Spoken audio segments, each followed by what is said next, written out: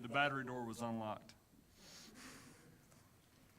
All right, so Hebrews chapter 12. Well, I was going to tell you a funny joke, but now we've already had a good laugh, so I'll save that joke for a better day.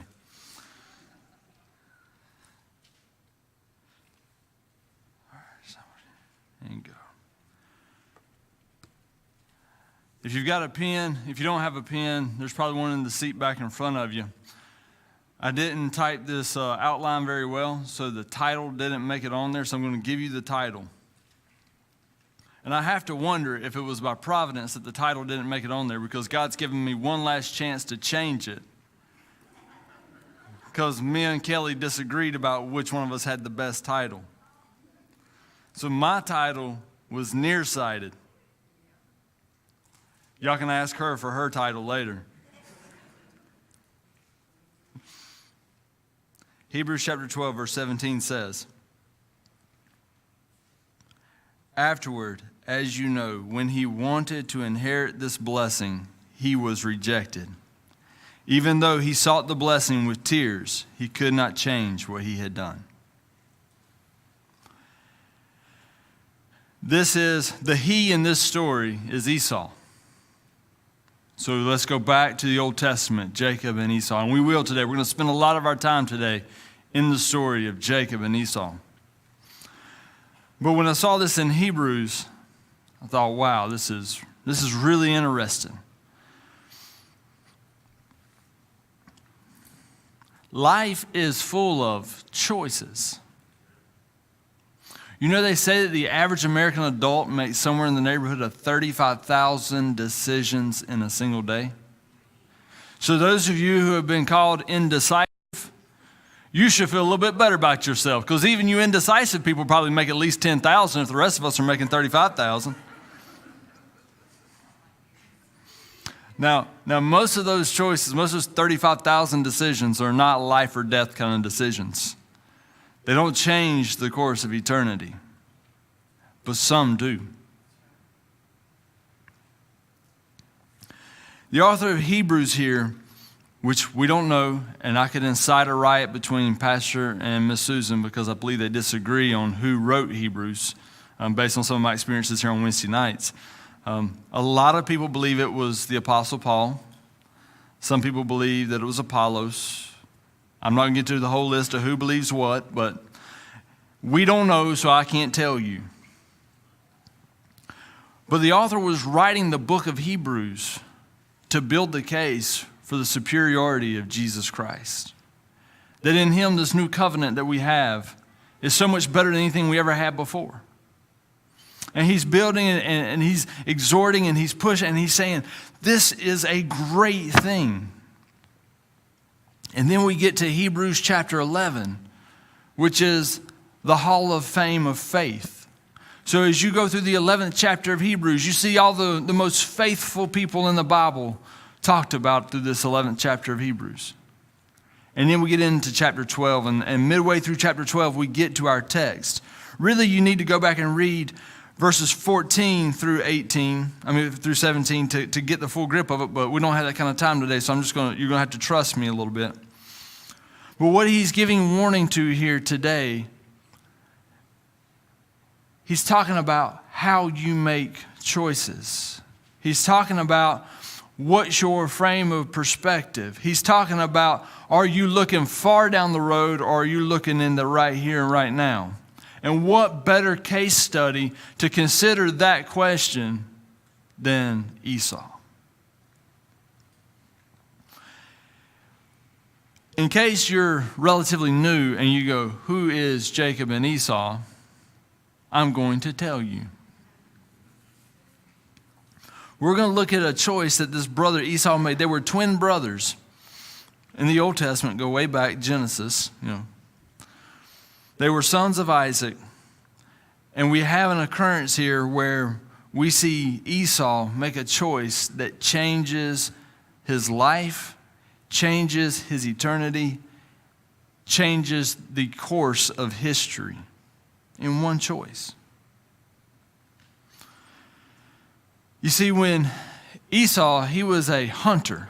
and he would go out and he would go into the fields and he would hunt. And he was a man's man. You know, this is like the guy who would have had his own channel, his own TV show on the Outdoor Channel. He was like Bill Dance, right? That was the fisherman, right? Okay. He was like Bill Dance was to bass fishing. This guy was to hunting. You know what I mean? And so this is, just out of curiosity, how many of y'all know who Bill Dance is? Let me refocus. The people who are below 25, any of y'all know who Bill Dance is? He was the greatest thing in the world to catch a Sunday afternoon nap by. Just saying.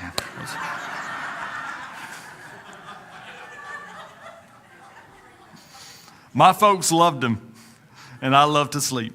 Yeah, moving on.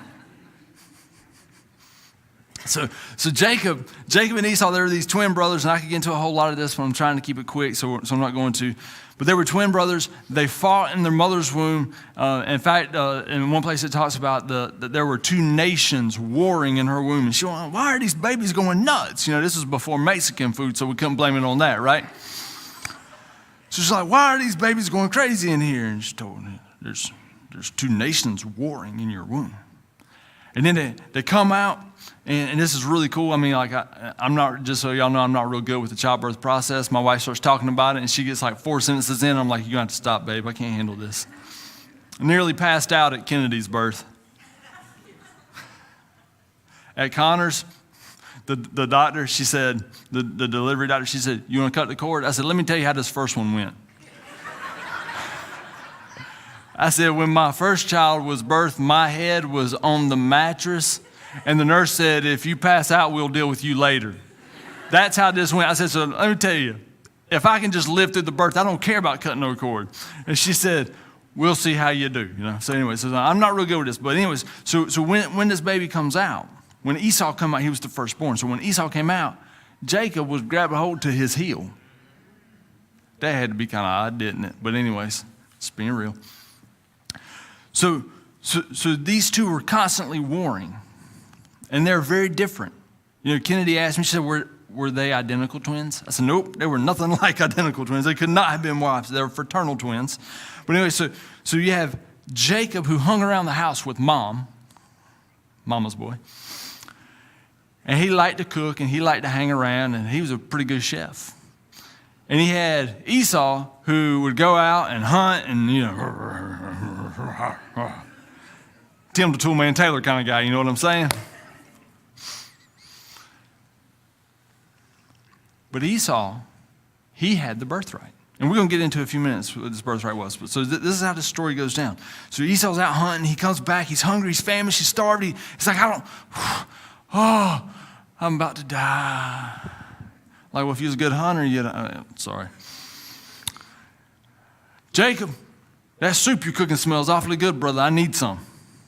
Jacob, being an entrepreneur, says, aha, I see my opportunity. So he says, I'll be happy to give you some, but I'll sell it to you. Well, what price? I mean, I'm dying here. So, all you got to do is give me your birthright. So you got to give me. Just give me your birthright. It's like, what good's a birthright if I'm a dead man? Give me the soup, brother. You can have it. It's yours, you know. Do I got to gift wrap it, or can you just take it now? He said, swear to me. You know, that was the let's get it in ink. You know, hungry man will say anything, but if I can get him to sign a contract, he can't back off of it. So swear to me that you will give me your birthright. So that's the story. That's the story that the author of Hebrews is calling back to. So he's speaking to a current church, and he's saying, you know, this way of Jesus is so superior. This way of Jesus is, it's the best thing since sliced bread with strawberry jelly on it. I mean, this is great. But because it's so great, we need to make sure we process how we make choices to stick with it. So he throws back to this story in the Old Testament they all would have known. So as we consider this, I want us to think, I want us to imagine just for a second. I want you to don't close your eyes, because I'm tired and hungry. If I close my eyes, I'm going to sleep. So if you will imagine, this is heavy, okay? I'm just going to tell you right now, this is heavy. In one place in the Bible it says God said, Jacob I have loved, Esau I have hated. It's heavy, right? So I know I get real uncomfortable when we start making predictions about where people are spending eternity. So you'll rarely hear me do that. But we believe that Esau is probably not going to be one of the guys sitting at the table with us when we get to heaven. So if you could imagine then where he is right now. So if you could, and I say right now, like right now, because remember, eternity is eternity. Even though he died thousands of years ago, he is in eternity right now. So if you could look right now into the horrific halls of hell, I believe that you would find Esau shoving morsel of food after morsel of food into his face, trying to figure out how to feel this insatiable hunger. Because you see, that hunger is what ruled his life. That hunger, and he's always hungry for eternity. Just piece of bread after piece of bread. Just trying to, because remember, we see here in this story what drove his heart. He comes in from the field, and he is willing to sell the birthright for that. And so this story stands as a lesson to us. It's a warning to us that we must subdue the carnality of our life. We must subdue that thing that's inside of us that tells us to gratify the flesh. We must subdue that in favor of pursuing something eternal. Something that is so much more grand than what the moment of carnality has to present to us. In short, we must not sell what's precious for a mere bowl of bean soup. So let's jump in and let's start looking at the parts of this story so we can understand how it applies to us. So the value of the birthright. See, the birthright in the family carried economic, social, and spiritual blessings. The son with the birthright, he occupied the most cherished position in the family. So when we look at what Esau was willing to sell, he was selling the prized seat. He was selling what would benefit him on so many levels. He took in this moment, this one moment of weakness, and he was willing to barter something that was his economic future.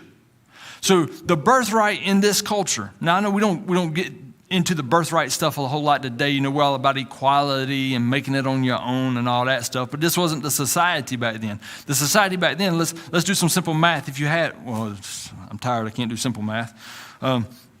So if you had 3 sons, you would take your inheritance, so all the stuff that you had amassed, and you would divide it into 4 pieces. Not 3, you divide it into 4. And you give your oldest son, you give him 2, and you would give the other 2 a piece and a piece. So what you have happening in that situation is, if I had 3 sons, you know, in America, each of them would get a third, right? Because we all love our children equally, right? We do not have favorites. Yeah, neither one of mine are in here. We do not have favorites. We give them all the same thing, right? But not back then. We had favorites. So everybody would have gotten a third, but no. Son 2 and son 3 get a quarter, not a third. For those of you who don't do fractions so well, a quarter is less than a third, okay? But son 1 gets half, which is greater than a third. So son 1 gets half of everything, son 2 gets a quarter, and son 3 gets a quarter. Son 2 and son 3 not like son 1 very much, just saying. But anyway, so that's the society. That's how it worked, okay? So from an economic perspective, man, you wanted to be the firstborn because you got half of everything, right? Okay, so from the social perspective, if you were the firstborn, you were like junior dad. You had father-like authority over the other siblings of the family. It didn't matter, good, bad, or indifferent. That was your position of authority. So it had a social benefit as well. And then spiritually, because you were dad too, you were the priest of the family. So remember, God's design was that the priesthood be passed down firstborn to firstborn to firstborn. So The birthright carried all of those implications, and yet he was willing to trade it. That birthright was valuable. Something else that's interesting about this particular birthright. So remember, Isaac is Abraham's son. God gave Abraham a promise, right? That through his seed all nations would be blessed. I mean, this is the beginning of the Messiah's line, right? And so whenever we look at where Esau was in the lineage of Jesus Christ. Besides just being the priest of the family, he was given the opportunity by God. He came out first. He had a place in the very line of Jesus Christ. That promise that had been given to Abraham flowed down even to Esau. That's, just track it back through. So we see that he had this great desirable thing. Like he had the greatest bargaining chip ever. Like if you're going to bet, if you're going to negotiate, if you're going to come to a negotiating table, like you got to know, like I got to have a good card. He had a good card. You know what I mean? Like he had what we call leverage in the business world. Now let's look at the other side. Let's look at what Jacob brought to the table. Jacob brought to the table chunky soup. I'm just saying. Now look here, I love me some chunky soup. Soup's very good for you. If you're trying to eat healthy, I'm just telling you, soup's a great option. But I love, especially if we can get a good clam chowder. Because my wife don't let me eat clam chowder in the house. She said it stinks the house up. But I love a good soup. But that's what Jacob brought to the table. So what was the value of the bean soup? The value of the beans. I don't know if you're like me, but I'm looking at this going, is this real? Come on now, is this real? Well, it's in the Bible, so we know it's real. But really, how do you end up this way? Esau was hungry and exhausted. And that bean soup met an intense physical need. Because he was so carnally minded. Because he was so in tune with his flesh. That superseded the spiritual implications of everything else in his life. This story is in Genesis chapter 25, so let's run over there right quick.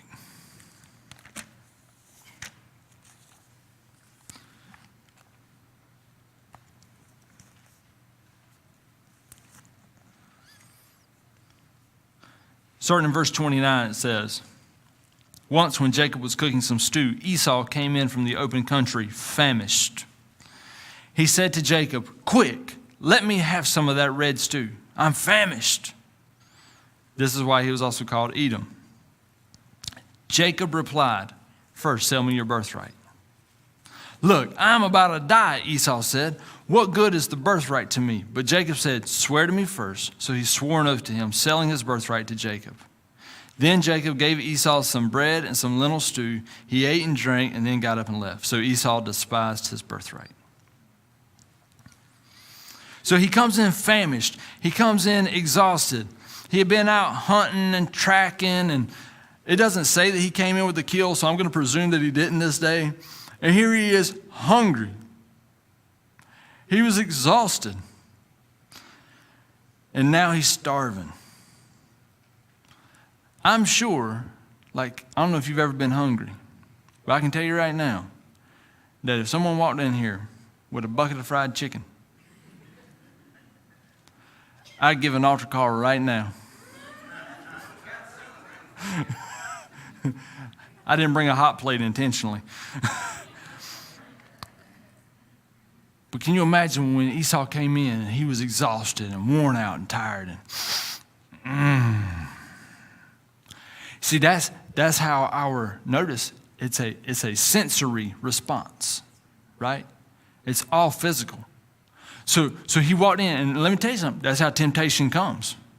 It comes in that sensory. It calls to your flesh man.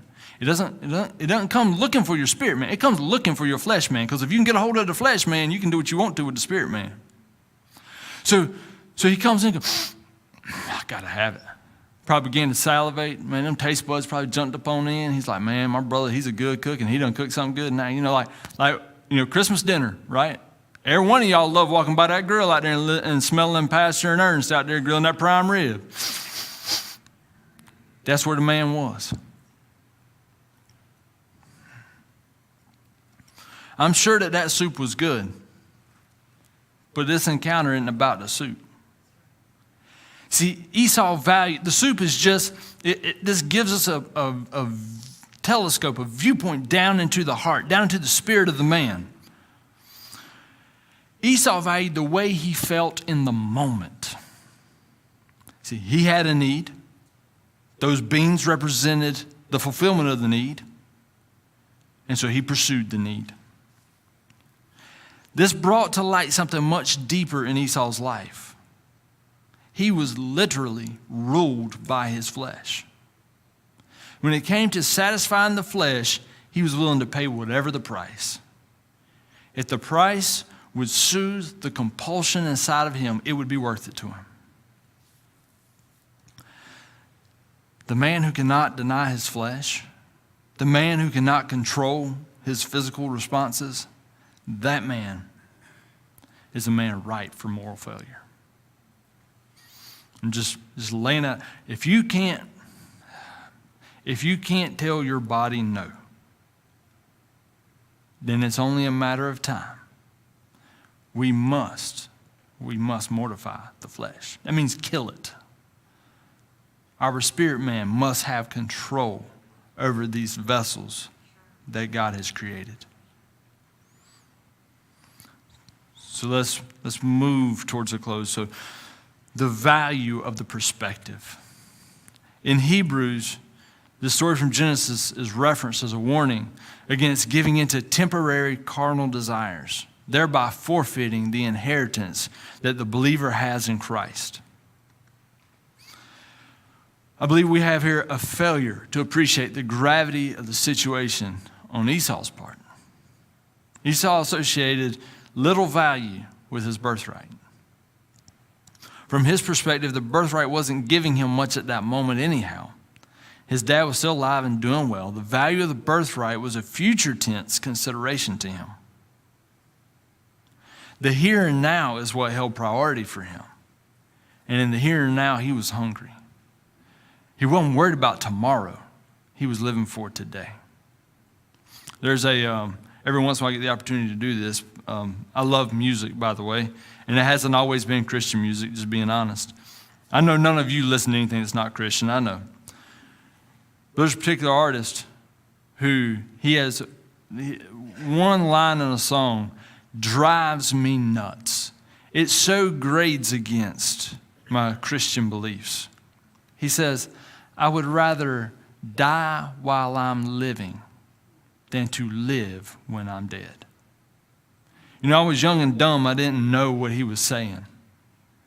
But the closer I've gotten to Jesus, the easier it is to understand that. I hear that when I read this story. Esau didn't want to die hungry, and for whatever reason, maybe he felt like he was really going to die. Maybe he was just a big baby. I don't know. But it would have been better for him to have died hungry than to have forfeited what God had given him. See, Esau stands in history as the epitome of nearsightedness. The sobering sentiment of the monument of his life is this: even he eventually came to regret his choice. By the time he regretted it, though, it was too late. He had already done it. As we reflect on Esau's choice to relinquish his birthright, this was a privilege that couldn't be bought. That choice carried with it tremendous implications in society, economics, and even the familial leadership. We see a situation that leads to heartache and disappointment. Eventually, Esau matured and understood what he had given up. He saw the bad deal that he had made. And although he begged for a different outcome, it was too late. What he had done in a moment cost him eternity. See, when we understand the nuts and bolts of what happened back in Genesis, and we understand the audience that the writer in Hebrews is speaking to, I think we begin to see how this applies to our life today. So remember, in Hebrews, we're building the case, man. This Jesus thing is awesome. It's a new covenant. It's a new work. It's a great thing. Jesus is Lord of everything. We have all this hope. We have a life to come. The kingdom is all this.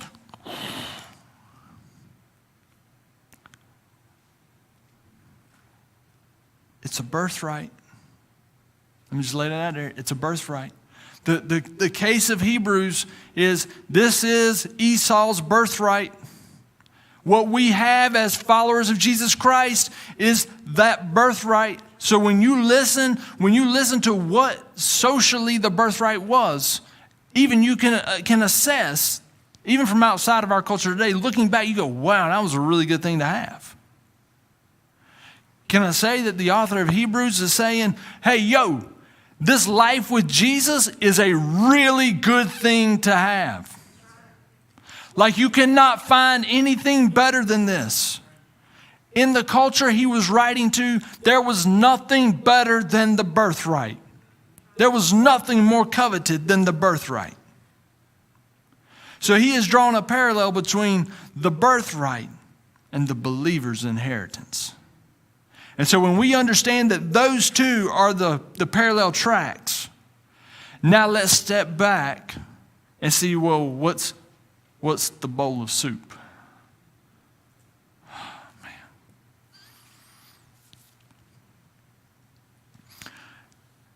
As I begin to bring this to a close, I'm going to share a story that I heard Chip Ingram. He's a megachurch pastor out in California. I heard him share this years ago. I'm going to give you a shorthand version of it. Okay, so he was counseling a terminally ill patient. And so the patient was in a family, and the family had gone to Chip's church and had found Jesus, but the patient, he wasn't. He wasn't into this Jesus thing. And so Chip was talking to him, and he was trying to, he did all the ABCs, and he did all the formulas and everything. And finally, this guy did something that few pastors ever get the opportunity to hear. The guy looked back at him and said, man, that sounds really good. And I know I got like 6 months to live. But I'm just going to be honest with you. I think it's 2 or 3 sins. I'm just not ready to give up. Let me just tell you, in evangelism, you hope to get that kind of honesty because at least now you know what you're working with. Put the smoke screens down and say, look, man, the cold hard facts are there's a few things I really like to do that if I get saved, I'm going to have to give up. And I'm just not ready to give them up. And so Chip was like, all right, well, so it draws out the plan of salvation. It's like, well, I'm not going to push any further. We'll talk later. Here's my number. Call me when you're ready. And so, a month later, they were talking again. And the guy said, I've been thinking about what you said. I said, okay. He said, I still don't know if I'm ready to give those things up yet. Chip said, okay, well, let me just kind of paint it to you this way. Let's try something different. Is your wife a believer? Yeah. Your kids, you got 2 kids, are they believers? I said, yeah. So where are they going when they die? Said, well, they're going to heaven. Okay, so you understand it, right? And based on everything we've talked about right now, if you were to die right now, where are you headed? I'm headed to hell. I'm just drawing out here in a scale for you. Those 2 or 3 sins that you really enjoy doing, are they worth? If you keep doing them, you're going to not spend eternity with your wife and kids and, Jesus. And the guy was like, it's pretty dumb, isn't it? Chip was like, hey, man, those are your words, not mine. But can I say that it's a little easier to see that stuff when you're in a terminally ill perspective? And I grappled with this. I said, Lord, why are you wanting me to teach this on Memorial Day weekend? The only people that come to church on Memorial Day weekend, they're the good folk. Even the good folks, some of them traveling for vacation. I'm not throwing stones at them. Don't y'all misquote me. But it's like, Lord, this is,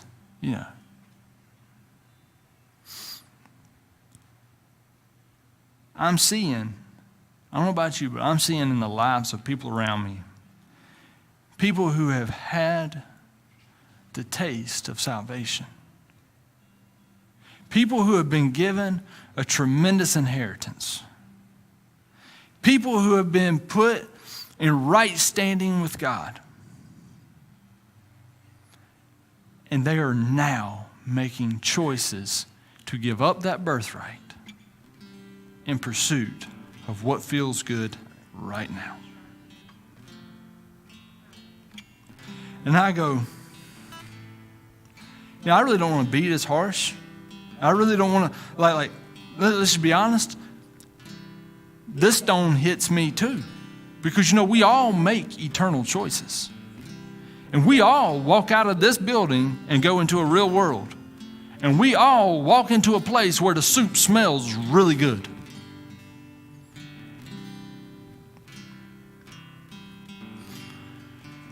The author of Hebrews, in great, the Bible is written by some really good writers, I'm just saying. I can appreciate the lyrical form of what he's doing here. He's speaking to the church and he's saying, you have the birthright. I get that temptations are in front of you. I get that persecution is on top of you. I get that there is pressure and that there is great opportunity to pursue the now, to be focused, to be nearsighted and look at the now. But I'm challenging you to look down the road to eternity, because I have spent 11 chapters telling you how awesome this life with Jesus is. Here's my one caveat. Here's my one little off of the how great Jesus is don't you dare trade Jesus for a bowl of soup. In the moment, just like Esau, in the moment, I promise you it's not going to look like a bowl of soup. In the moment, when that temptation is in front of you, it's not going to look like throwing your marriage away. It's not going to look like walking out on your kids. It's not going to look like being unethical with your finances. It's not going to look like giving up eternity. It's going to look like, but I have a need right now and it needs to be fulfilled. The author of Hebrews says, it'd be better for you to die hungry with a birthright than to go to hell trying to fill your belly. I'm going to ask you guys if you will stand up and bow your heads. I told you I was going to try and make it quick today. What I have grappled with this word, I keep in front of me this image of this ruddy complexioned Esau sitting in torment, shoving food, morsel, whatever he can get his hands on in his mouth, trying to fulfill that hunger. Regretting for eternity the choice that he made. And I sense that the Holy Spirit, I really hate to say it this way, but even when I was praying last night at my desk, it's hard for me to think about it like this. But I'm worried that there is one, two, maybe a handful that is either at the negotiating table right now, or Lord help, has just walked away from the negotiating table and brokered a bad deal. And that's crazy for me to think about, because I know a lot of y'all. And I think, oh dear Lord.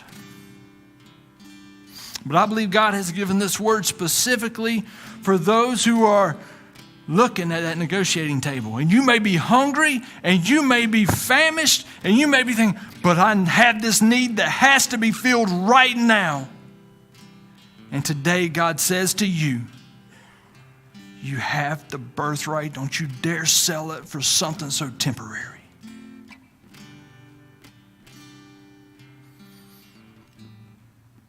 Don't you dare sell out for something that when you look back 5 years from now, you can go, gee, that was dumb. Don't you listen. Your stomach may be gnawing a hole in your spine telling you you're hungry. Don't you listen to it. For you, if you are a follower of Jesus Christ, you have been given an inheritance that cannot be matched by anything on this planet. So I struggled. I said, Lord, what do I invite them to? This morning, Debbie and them, they're going to sing here in just a second. And when they sing, this is your invitation. If you are sitting at the negotiating table right now, or if you look into your future and you see a table there, if you're even considering negotiating with this birthright, I'm just going to be straight with you. You need to come spend some time with Jesus. And so I'm going to invite you here, and I will pray with you. We got other folk here who will pray with you.